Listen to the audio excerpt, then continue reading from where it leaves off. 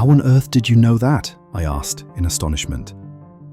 Never mind, said he, chuckling to himself. The question now is about hemoglobin. No doubt you see the significance of this discovery of mine. It is interesting chemically, no doubt, I answered, but practically? Why, man, it is the most practical medico-legal discovery for years. Don't you see that it gives us an infallible test for blood stains? Come over here now. He seized me by the coat sleeve in his eagerness and drew me over to the table at which he had been working. Let us have some fresh blood, he said, digging a long bodkin into his finger and drawing off the resulting drop of blood in a chemical pipette. Now I add this small quantity of blood to a liter of water. You perceive that the resulting mixture has the appearance of pure water. The proportion of blood cannot be more than 1 in a million. I have no doubt, however, that we shall be able to obtain the characteristic reaction. As he spoke, he threw into the vessel a few white crystals and then added some drops of a transparent fluid. In an instant, the contents assumed a dull mahogany color and a brownish dust was precipitated to the bottom of the glass jar. Ha ha, he cried, clapping his hands and looking as delighted as a child with a new toy. What do you think of that? It seems to be a very delicate test, I remarked. Beautiful, beautiful.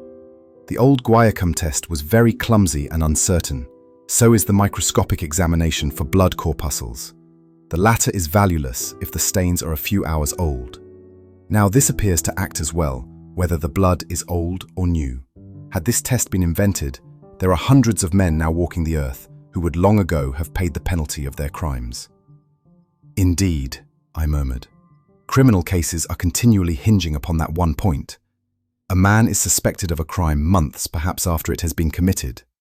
His linen or clothes are examined, and brownish stains discovered upon them. Are they blood stains, or mud stains, or rust stains, or fruit stains, or what are they? That is a question which has puzzled many an expert, and why? Because there was no reliable test.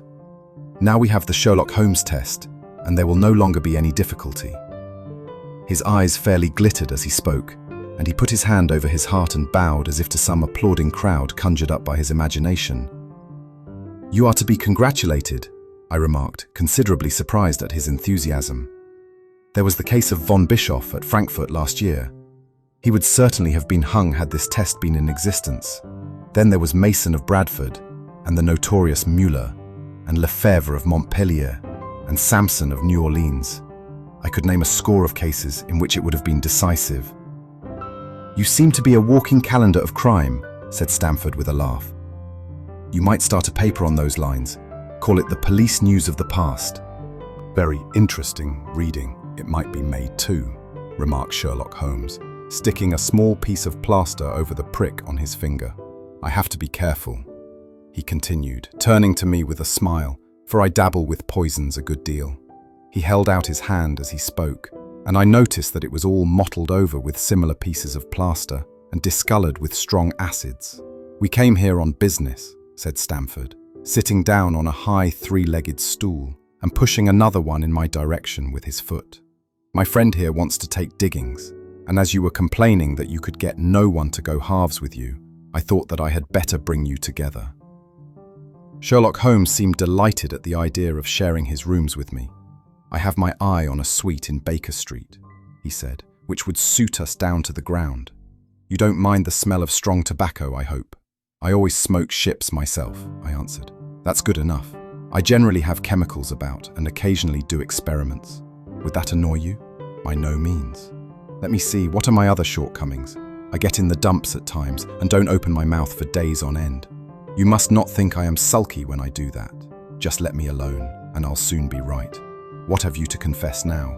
It's just as well for two fellows to know the worst of one another before they begin to live together. I laughed at this cross-examination. I keep a bull pup, I said, and I object to rows because my nerves are shaken, and I get up at all sorts of ungodly hours, and I am extremely lazy.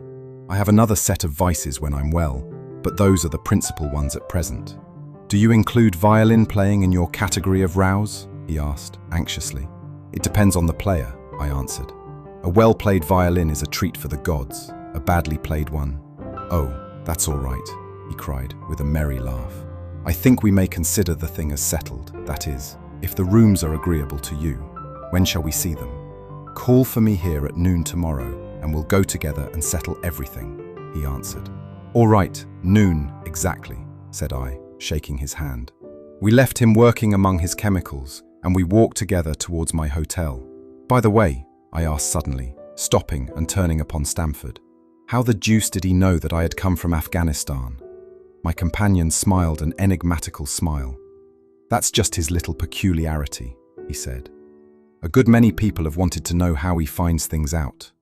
Oh, a mystery is it? I cried, rubbing my hands. This is very piquant. I am much obliged to you for bringing us together. The proper study of mankind is man, you know.